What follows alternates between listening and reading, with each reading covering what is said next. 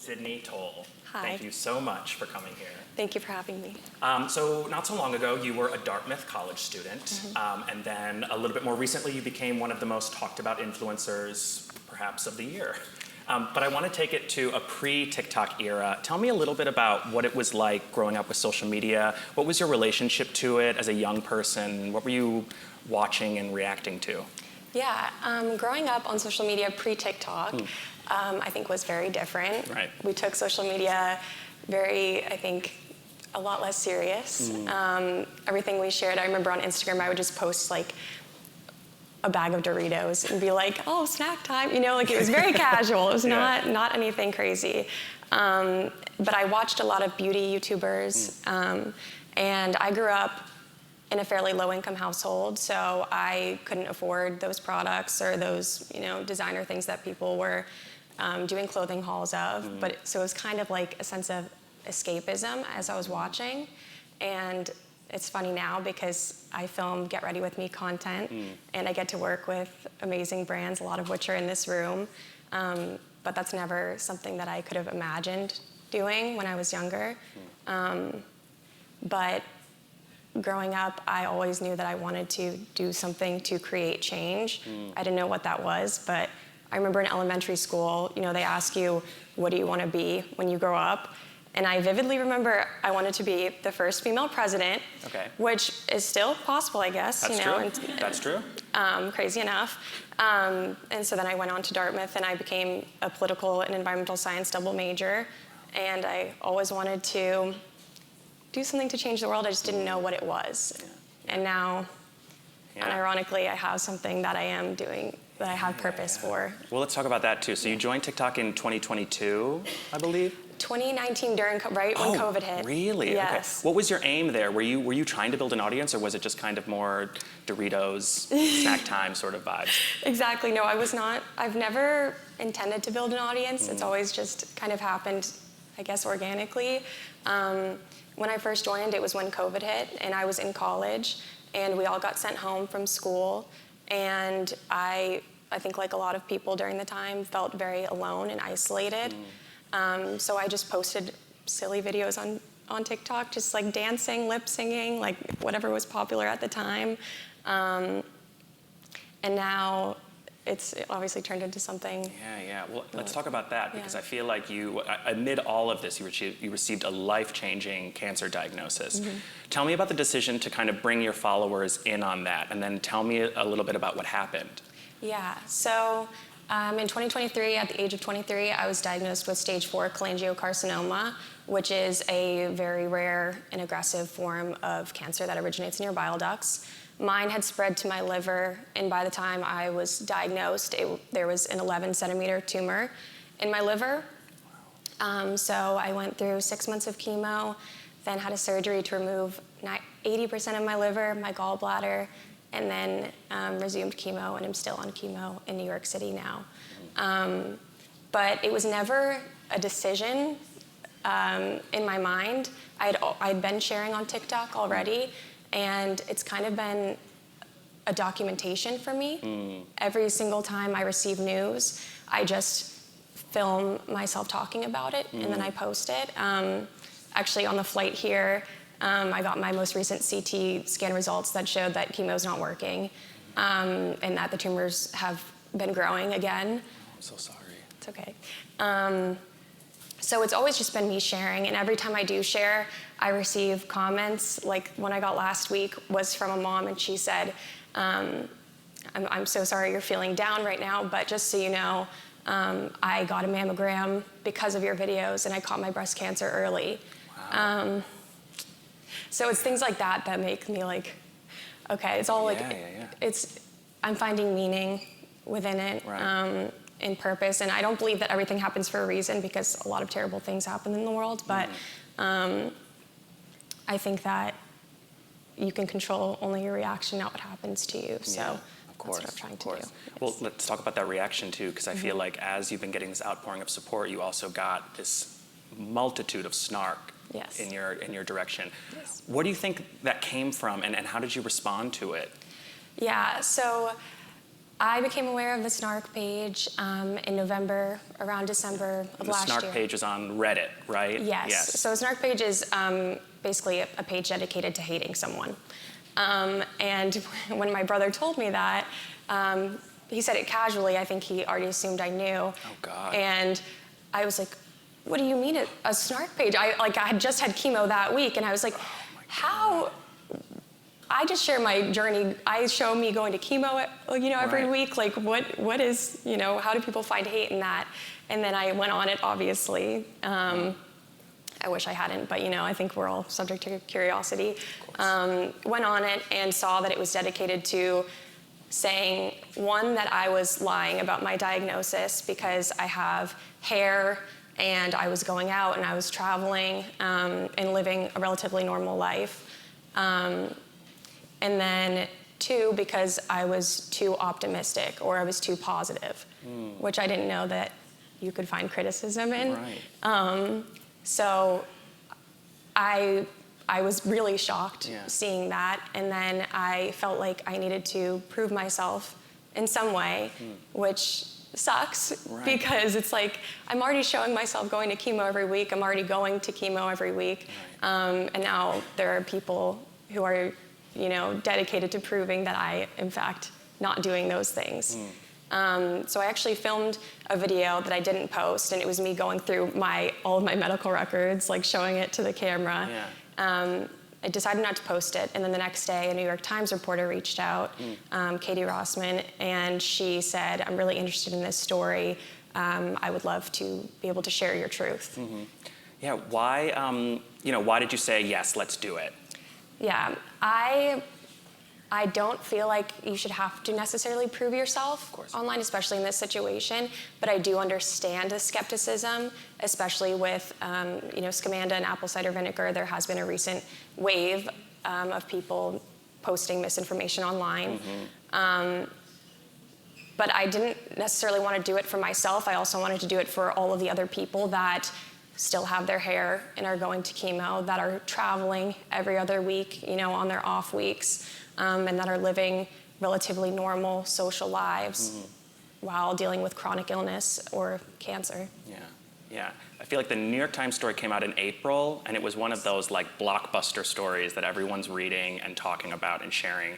Has anything changed since then? Have you noticed? I mean, I believe that in response to the New York Times, the Snark page was shut down. It was shut down. Yes, that was the ending of the story. Yes, a very triumphant ending. But how has it been since that story, and since your story has been shared a little bit more? Yeah, it's been very positive, very overwhelmingly positive. I've definitely noticed no more like skeptic comments, obviously, because my doctor spoke in the article and he shared my diagnosis and my treatment and everything, which I think kind of shut the case. But I've also noticed an overwhelming amount of messages and comments, saying, I'm dealing with the same criticism as you, from family members, from friends, saying, "Oh, you don't look sick," and it's like that's not a compliment. We're all going through something. It's not always visible, and you should always lead with empathy, regardless of whether someone is going through something or not. Absolutely. I want to talk a little bit more about this misinformation, disinformation, which is sort of the theme of our talk and today, in a way. We're living certainly in this greater moment of science skepticism, sort of these facts of science being debated at the highest levels of government and society. Does this sort of climate feel at all related to the response that you received, or does it feel different entirely? I think everything is related in some sense, especially with politics. But I think that it makes sense to always have some level of skepticism. Like, I think there's healthy skepticism and then there's cynicism. And I think that you should approach anything that you see online with healthy skepticism, because people post whatever they want now and people make a lot of claims. But I think that with healthy skepticism, you have to be open-minded to other evidence, and the people online on Reddit were not. So I do think it is somewhat related, but I think that's just the world that we're living in, especially. It also feels like female influencers especially are targeted by these like snark pages. It doesn't seem like it's not an equal opportunity snark thing. It feels like young women, especially moving to New York, I think kind of puts you in a bigger spotlight. Yes. Yeah. Yeah, I agree. And it was interesting because a lot of the people using the snark page were older women. So I don't quite understand the dynamic, but I was also interested in that. And I also noticed that it normally is younger women being targeted by the hate pages. So not quite sure why, but I hope that with the article and as more attention is brought to like issues like this, people can understand that you should maybe lead with more kindness and not hostility. Absolutely. As misinformation is rampant, but we're also in this culture where we have any sort of health question, we're immediately Googling it, or we're going online and trying to get that quick answer.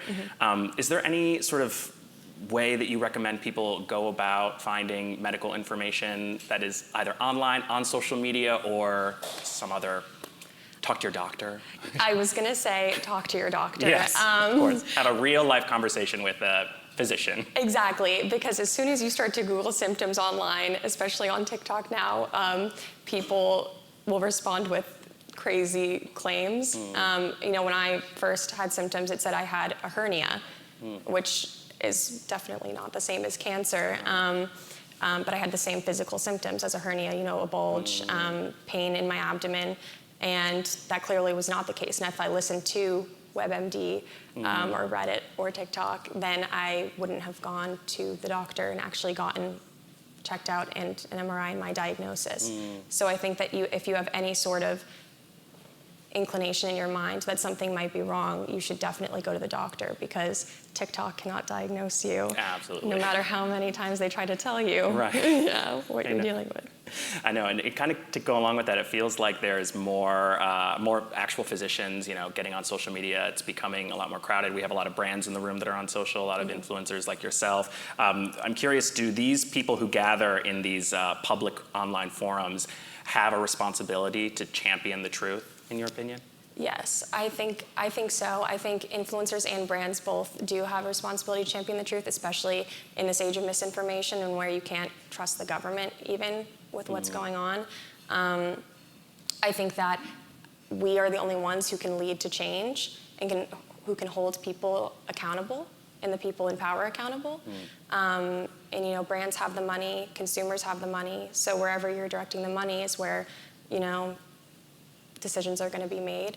And I think as influencers, we have a huge range of people that we can reach and interact with. And so it's our responsibility to stick to the truth as far as we can. I never claim to be a medical professional online, and I say that in a lot of my videos. I say, I am not a doctor, please consult your doctor, but this is my experience.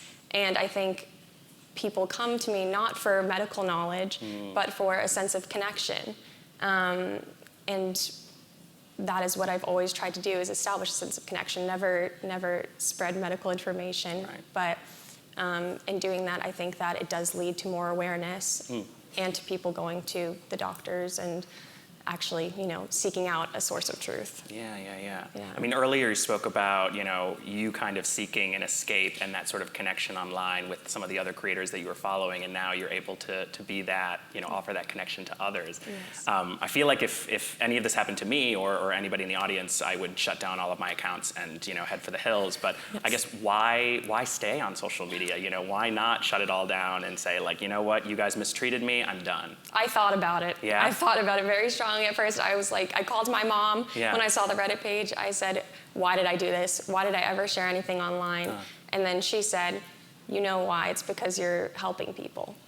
And then I post a video and I see all of the comments of people saying, you're helping me better understand my diagnosis. You're helping me better understand my mother's diagnosis or what my friend is going through. And then I realized that's why I'm doing this. You can't be bullied offline by hate, because there will always be people who dislike you. Not everyone is going to like you, and that's something that I've had to realize over time, because I'm a chronic people pleaser.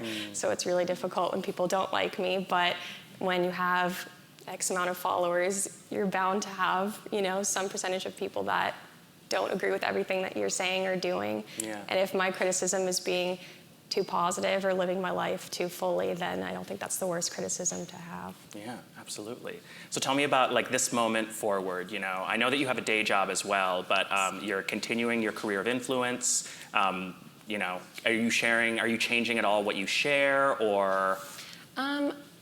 I thought about changing what I share. I thought about pulling back and not revealing as much, but I think, again, that vulnerability is a superpower, and I think that in sharing everything, me crying online, it is helping people in some way. It's also therapeutic for me as well. And so I'm going to continue posting all of that content, and I do have a day job. I don't think I'll ever give up having a day job. I say that now, but we'll see. But I like having some stability and sense of structure throughout my day. And influencing for me, or creating content, is something that I do as like my purpose and something for fun. I don't do it to make money or for any sort of other external success other than helping other people. So if I'm continuing to help people, then I'm going to continue posting. Absolutely. Well, thank you so much for sharing, and thank you for sharing here with us, Sydney. Thank you for having me.